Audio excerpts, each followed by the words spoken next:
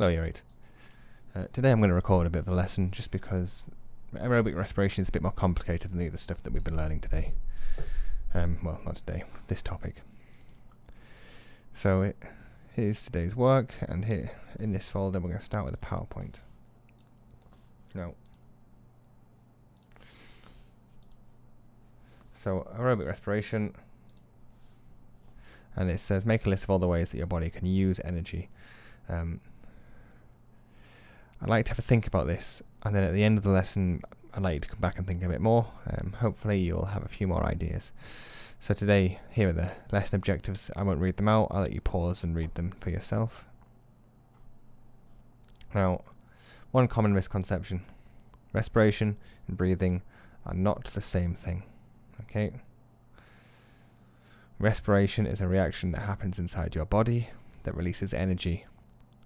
Breathing or ventilation is how you get air inside or out of your lungs.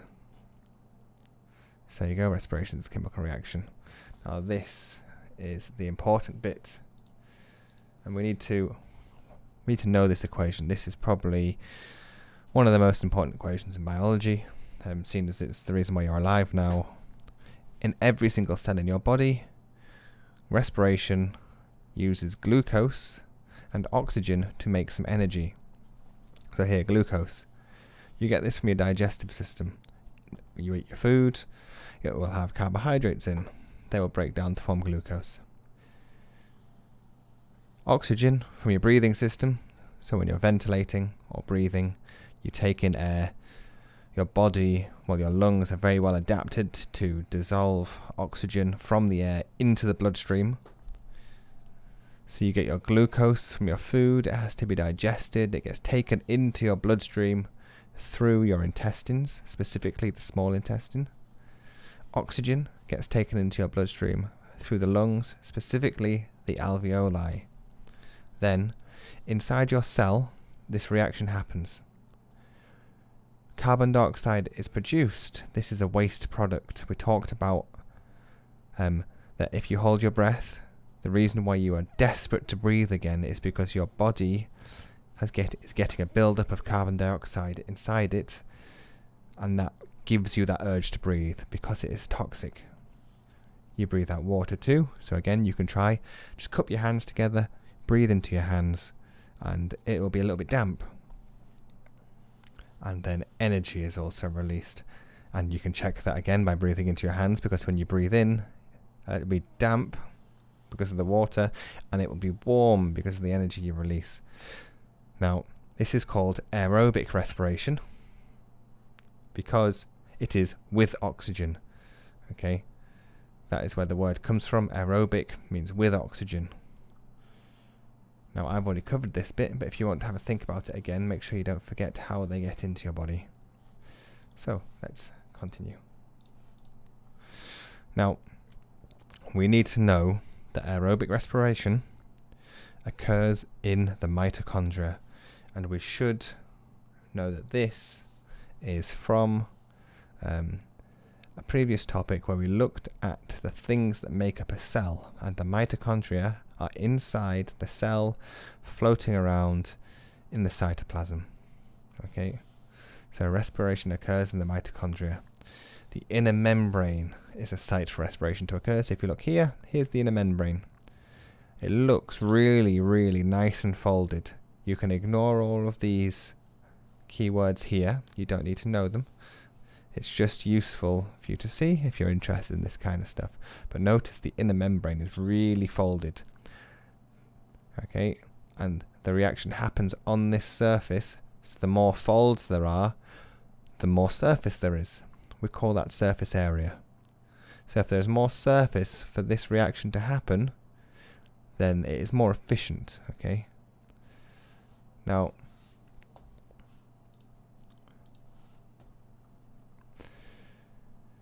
let's think about what kind of cells do you think would have a lot of mitochondria, specifically cells that need to do a lot of stuff. So if you want to have a think, pause it for a few seconds, and when you're ready to continue. Now, the most obvious cell that contains a lot of mitochondria are your muscle cells. They are the ones that do all the work. every time you do exercise, you feel your temperature go up. Okay, you're really warm, your cheeks go red.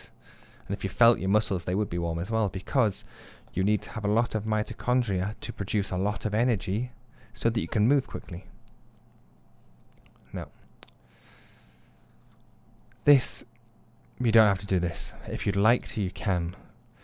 You should know from exercising that if you are resting, so you should be resting right now, you should be sat at your computer listening to me, your heart rate and your breathing rate will be quite low. You'll be breathing normally. If you ran up and down the stairs for a minute, please don't do this without permission of your parents, I don't want to get told off. If you ran up and down the stairs for the minute, your breathing rate should increase a little bit. If you did it for 2 minutes, it would be even more, and 3 minutes, it would be even more. By the time you get to this one, you might even be out of breath after you have finished. Now, here are some 6 questions that just sort of test what we've just learned. So have a little think about them. If you'd like to, you can write them down. I do expect that you just make your own notes as you go through these, because that's really helpful for you. Now, let's have a look at the effects of exercise. This is a link that you can have a look at. There are certain people that are genetically different from us. Hopefully the link works. But basically, their bodies are really efficient and they can just run forever. Now let's have a look. So normal conditions. Your body uses oxygen to fully break down glucose in aerobic respiration. Okay, there it is. The equation you've already written down and we've already looked at before. During hard exercise or vigorous exercise, muscles get used up a lot more. Okay, but there is not enough oxygen there. If you do not have enough oxygen to break down the glucose, that's not a problem. You don't just drop dead. Our bodies have evolved to do anaerobic respiration. Now, this word, anaerobic respiration, okay, remember, aerobic means with oxygen, an means not. So this is not with oxygen, okay? Now, why does this happen? Well, when you are doing vigorous exercise, you should breathe deeper and faster. Your blood vessels will dilate. That means increase. Okay, they will increase in size. When your pupil dilates, it gets bigger. This is the whole point, is to deliver more oxygen to your muscles. Now, this has a double thing. It's 2 birds with 1 stone. You breathe deeper and faster because you need more oxygen inside your body, but also you need to get rid of that carbon dioxide. Okay, so let's get the pen out. Okay, so when you're breathing deeper and faster, there's 2 reasons. The main reason is you need oxygen to go in. Super important. But, again, carbon dioxide, remember, this is waste product, this is toxic. Okay, it needs to go out. So you breathing deeper and faster does both of these things. It's really quite good. Now again, this one here, dilated blood vessels deliver more oxygen to your muscles. Okay, that's one reason why you do it. Another reason is you need more glucose as well. Now, the extra reason, the waste products. Remember we said CO2 is waste. So what happens is that carbon dioxide will be taken to the lungs. Okay, remember you are breathing deeper and faster, your carbon dioxide will be taken to the lungs. So if your blood vessels are moving blood around quicker, that carbon dioxide can be removed faster. And another one that people forget about, your blood vessels need to dilate more and move more blood around them because you need to get rid of heat. This is a waste product, okay? You need to get rid of it. We know that we do this by sweating, okay? And if you ever see someone that's been exercising, they might be red in the face because your body sends the blood to your skin so that you can lose as much heat as possible. If you overheat, you'll die. I mean, that's simple about it. If there's too much carbon dioxide in your blood, you'll die. And the same thing for not having enough of these things. So your body is really good at keeping that balance, okay, keeping you alive. Now, let's continue.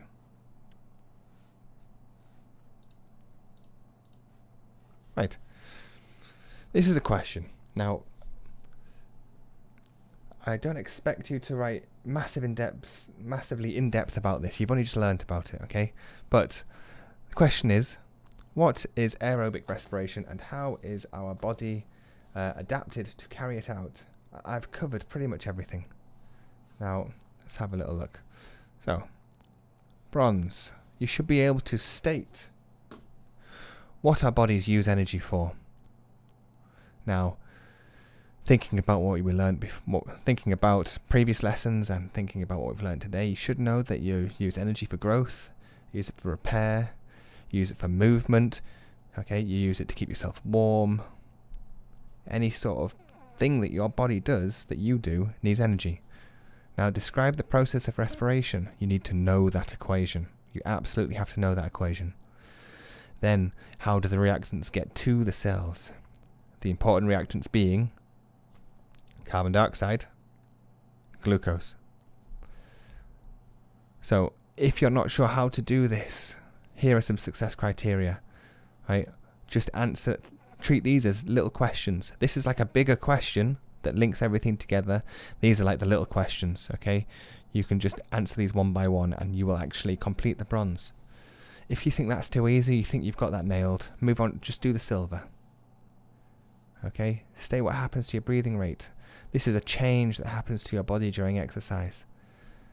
Why do these changes happen? Try and use these keywords. Again, if you think that's easy, you think you know it, try the gold. Explain why some cells require more energy than others. Then here are some questions to help you answer that. Okay? If, again, you find that too easy, you can try the stretch and challenge one. This involves symbol equations, which you wouldn't need to Google. But if you can get this word and symbol equation for respiration done, then you're pretty much ahead of the game. Now, you don't have to do reflection. I'm just going to exit the PowerPoint. Discard all my ink. I'm going to minimize this.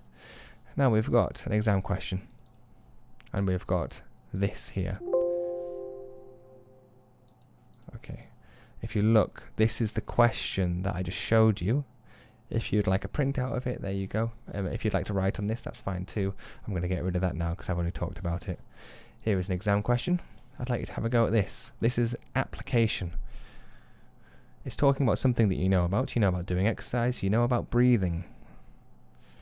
Now, it's just about looking at some data and explaining it. And then this one is a bit more difficult. Okay, so I want you to have a read of this.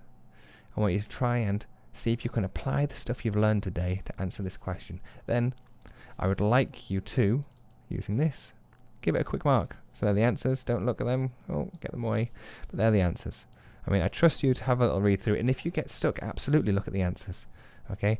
Get stuck. Get your answer wrong. Doesn't matter. Look at the answers. Figure out where you went wrong. If you're still stuck after that, then please ask me or the internet or anybody, because I know some of you work together. I know some of you message each other and work together remotely, which is really good. So that is about everything. Okay, so I've talked you through everything you need to do. Please email me the work once you've done.